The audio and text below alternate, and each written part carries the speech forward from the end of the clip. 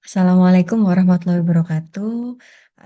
Di mata kuliah Sistem Informasi Manajemen ini, kita akan membahas di chapter pertama. Jadi acuan yang kita gunakan adalah buku dari Raymond McLeod gitu ya. Nah, untuk pembahasan kali ini kita akan membahas tentang Introduction to Management Information System.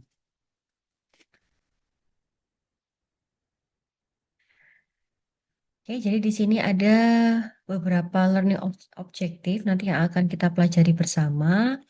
Kemudian di sini,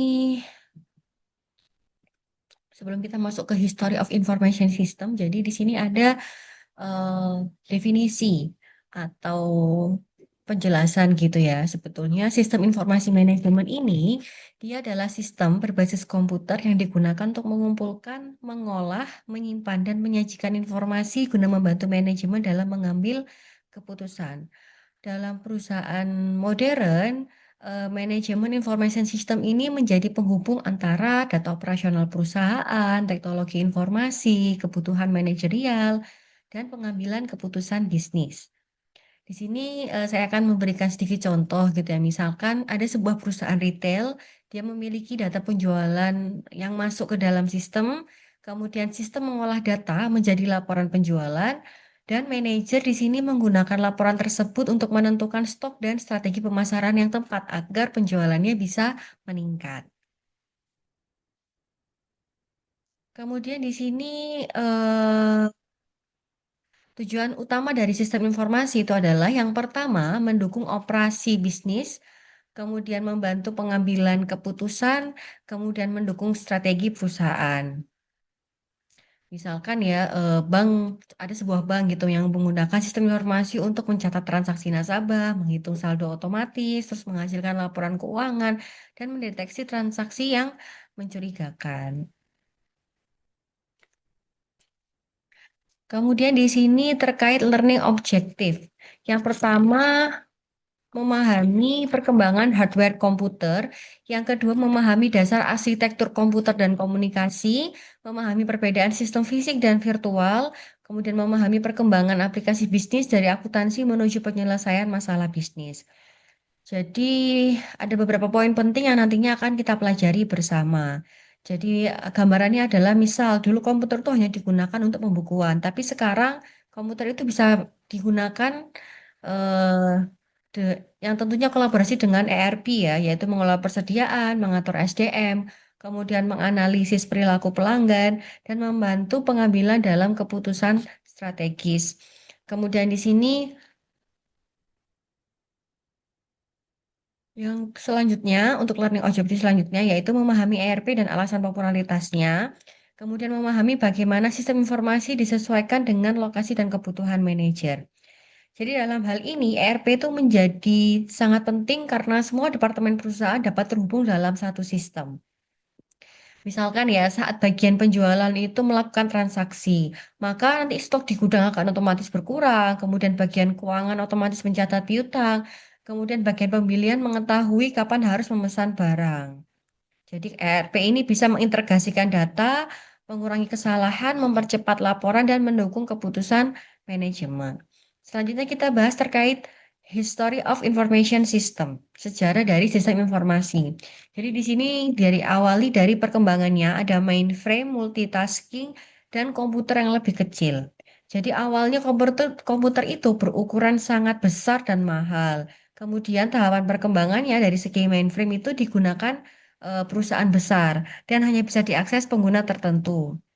Kemudian untuk multitasking, jadi komputer dapat menjalankan beberapa program sekaligus dan komputer kecil dan personal komputer yang sekarang ini kita tahu, teknologi menjadi lebih murah dan mudah diakses.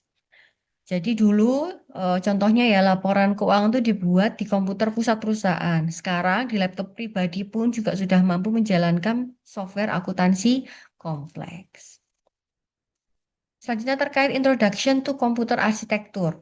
Jadi ini terkait dengan hukum Moore, yaitu kekuatan komputer meningkat 2 kali lipat setiap tahun dengan biaya yang sama. Nah, di sini ada hardware, itu contohnya yang disebut sebagai hardware adalah prosesor, keyboard, monitor, mouse, sama printer. Nah, arsitektur komputer ini menjelaskan bagaimana komponen komputer itu bekerja. Di sini ada hardware utama itu CPU. CPU itu memang merupakan otak komputer. Kemudian RAM itu adalah penyimpanan sementara. Hard disk atau SSD itu adalah penyimpanan permanen. Kemudian input device ada keyboard dan mouse. Kemudian ada output device yaitu monitor dan printer. Jadi kalau menurut hukumnya si Moore ini adalah semakin lama komputer itu akan semakin cepat, kemudian harga semakin murah, dan kapasitas penyimpanannya akan semakin besar. Yang mana kalau kita bandingkan laptop atau komputer zaman dulu dengan yang zaman sekarang kan pasti berbeda. Kalau laptop yang saat ini dari sisi performa itu pasti lebih kuat dibandingkan komputer perusahaan besar pada tahun 1990-an. Kemudian di sini komputer tuh juga menggunakan sinyal digital, sedangkan jaringan telepon lama menggunakan sinyal analog. Jadi ini adalah dua hal yang berbeda. Maka di sini nanti kita akan kenal yang namanya modem. Yang mana fungsi modem itu adalah menghubungkan komputer dengan internet dan mengirim data antar perangkat. Ini adalah diagram terkait arsitektur komunikasi. Jadi slide ini menjelaskan bagaimana data berpindah antar perangkat. Nanti akan ada komponen utama yaitu pengirim data, media komunikasi, penerima data, dan protokol komunikasi. Contohnya misalnya, saat mengirim email, satu, langkah pertama adalah komputer itu mengirim data. Yang kedua, data melewati internet. Yang ketiga, server menerima data. Dan yang terakhir, penerima bisa membuka email. Selanjutnya terkait evolution in computer application. Jadi sistem informasi adalah sistem virtual yang membantu manajemen mengendalikan sistem fisik perusahaan. Jadi di sini perusahaan itu memiliki sistem fisik dan sama sistem virtual. Sistem fisik itu apa aja? Gudang, mesin, karyawan, dan barang. Kalau sistem virtual berarti ada software, database, laporan, sama dashboard. Jadi tujuannya sistem virtual ini dia membantu mengontrol sistem fisik. Contohnya, dashboard stok gudang membantu manajer mengetahui barang mana yang habis-habis sehingga sebelum barang itu habis, maka perusahaan punya alarm nih untuk memesan atau mengorder atau memproduksi barang itu lagi. Selanjutnya di sini ada physical system of the firm. Jadi ini terkait sistem fisik perusahaan. Intinya kalau kita berbicara sistem informasi manajemen itu adalah input, proses, dan output. Jadi apa namanya? Terkait sistem fisik yang meliputi semua aktivitas nyata dalam perusahaan. Jadi misalkan nih bahan baku pada perusahaan manufaktur ya, misalkan ada bahan baku masuk, kemudian produksi berjalan, kemudian ada barang jadi yang disimpan dan produk dikirim ke pelanggan. Jadi di sini manajemen information system itu membantu memantau seluruh proses dari input, proses sampai dengan output itu jadi. Selanjutnya terkait komputer application. Jadi di sini ada yang namanya open system, adalah sistem yang berinteraksi dengan lingkungannya. Kalau sistem tidak berinteraksi dengan lingkungannya. Jadi kalau open system itu adalah perusahaan menerima input dari luar dan menghasilkan output. Contohnya perusahaan menerima bahan baku, perusahaan menjual produk dan berinteraksi dengan pelanggan. Kalau closed system itu adalah kondisi yang jarang ada di dunia bisnis karena perusahaan selalu berhubungan dengan lingkungan. Jadi kesimpulannya, sebagian besar perusahaan itu adalah open system.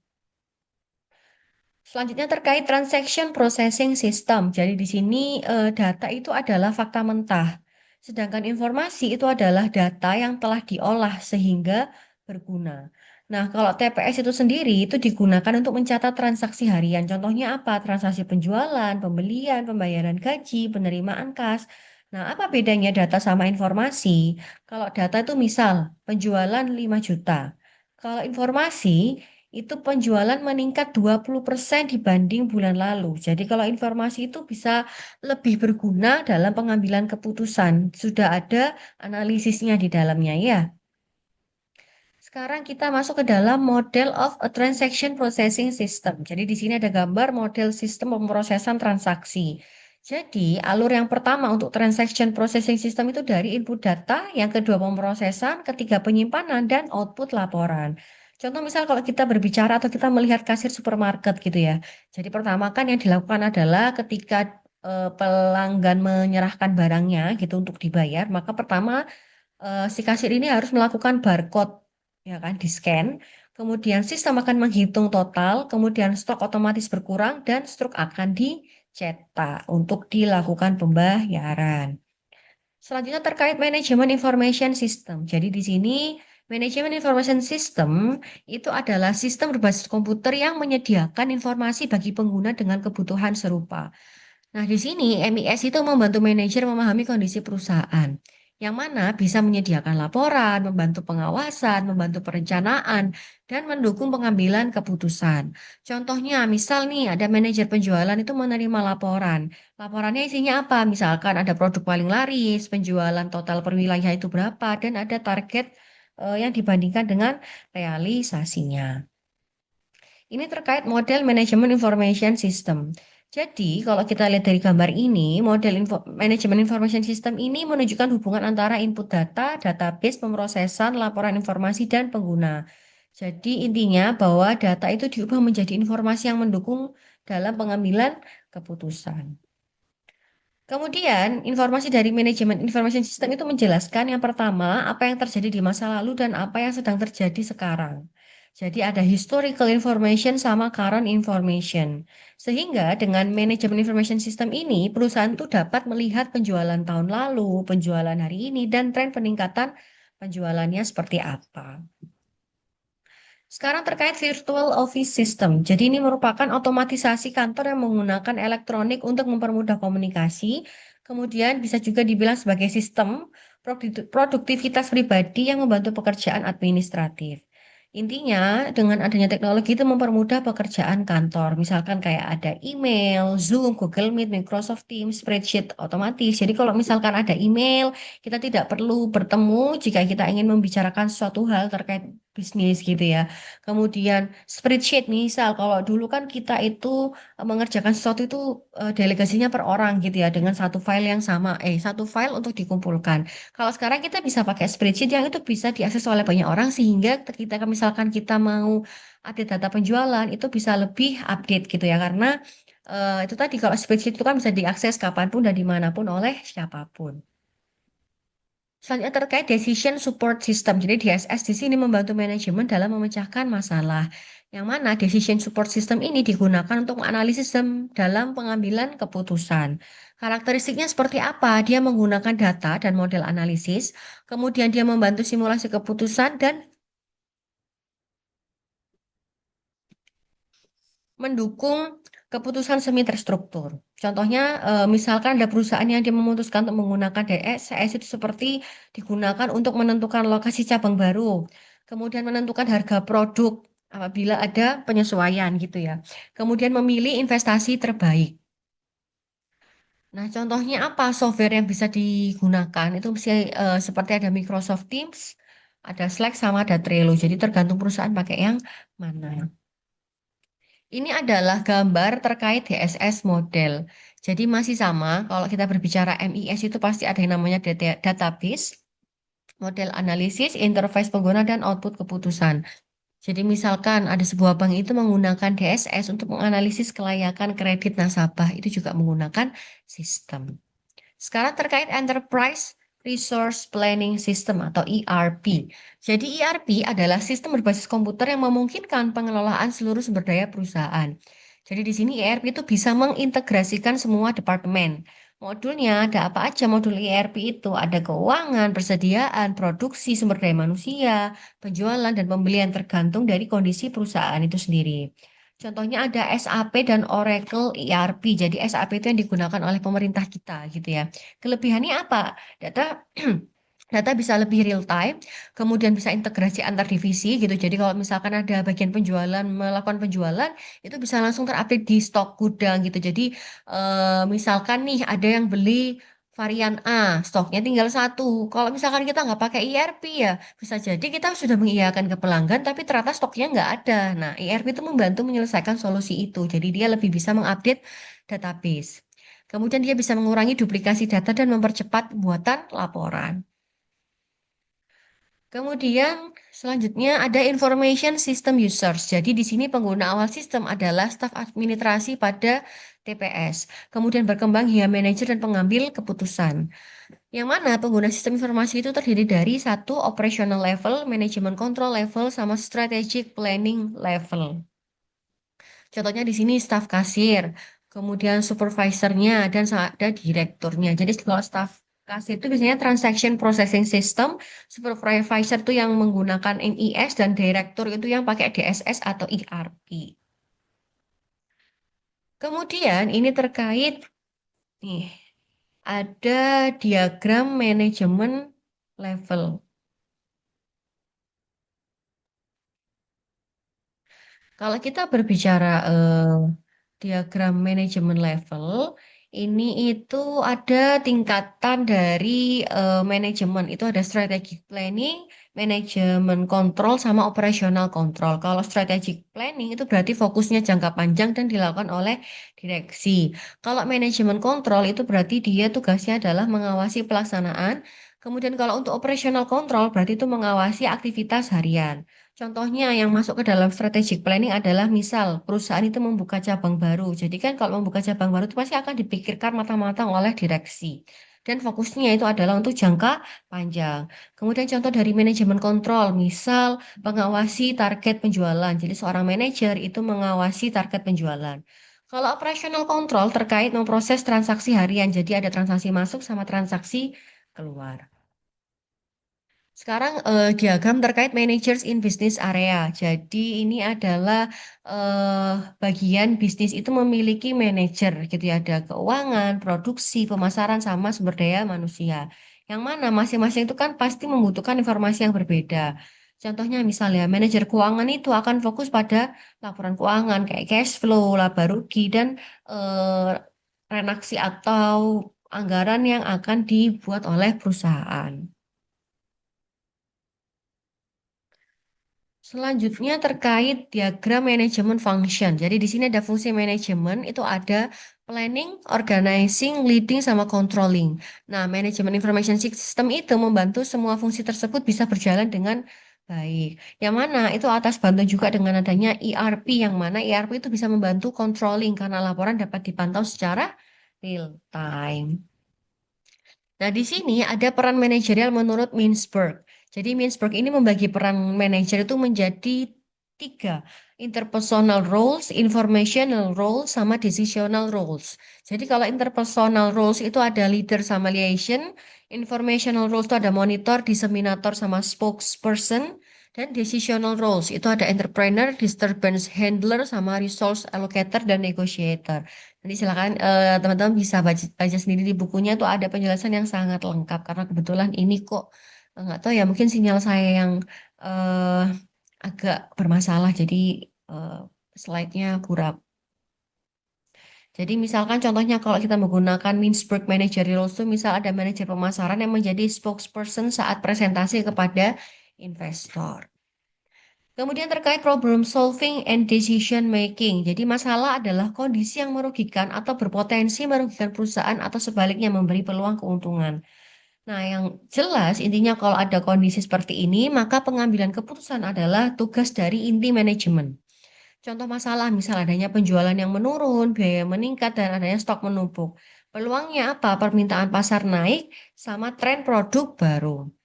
Nah, sistem informasi di sini membantu mendeteksi masalah dan peluang yang terjadi. Sekarang terkait for problem solving phase. Jadi, empat fase dalam pemecahan masalah itu adalah intelligence activity, design activity, choice activity, dan review activity. Kalau intelligence activity itu berarti adalah fase dalam mencari masalah. Kemudian design activity itu adalah fase menyusun alternatif solusi. Kemudian fase choice activity itu adalah memilih solusi terbaik. Dan ada fase review activity, yaitu mengevaluasi hasil keputusan. Misalkan ada contoh penjualan yang turun, maka kita yang langkah pertama dilakukan adalah harus cari penyebabnya, susun strategi promosi, pilih strategi terbaik, dan evaluasi hasil promosi. Selanjutnya terkait information supports each problem solving phase. Jadi di sini ada diagram gitu ya, informasi mendukung setiap fase pemecahan Masalah. Jadi informasi ini diperlukan pada seluruh tahap pengambilan keputusan. Tanpa data dan informasi, maka keputusan menjadi tidak akurat dan risiko kesalahan meningkat. Terkait Future of Information Technology, jadi biaya komputer dan komunikasi itu akan semakin murah seiring berjalannya waktu, dan teknologi akan semakin kuat dan luas penggunaannya. Nah, di sini masa depan teknologi informasi itu nanti akan ada macam-macam, ada cloud, computing, artificial intelligence, big data, Internet of Things, otomatisasi bisnis, dan lain-lain sebagainya. Kemudian di sini eh, pada intinya adalah sistem informasi itu akan berkembang dari sekedar pengolahan data menjadi alat strategi bisnis. Yang kedua, manajemen information system itu membantu manajemen dalam mengambil keputusan. Kemudian ERP mengintegrasikan seluruh proses bisnis. Kalau di SS itu membantu analisis dan pemecahan masalah. Dan yang terakhir bahwa teknologi informasi ini menjadi faktor utama efisiensi dan daya saing perusahaan. Mungkin untuk pertemuan kali ini sampai sini dulu gitu ya di chapter 1. Nanti kita akan lanjutkan di chapter berikutnya. Terima kasih. Assalamualaikum warahmatullahi wabarakatuh.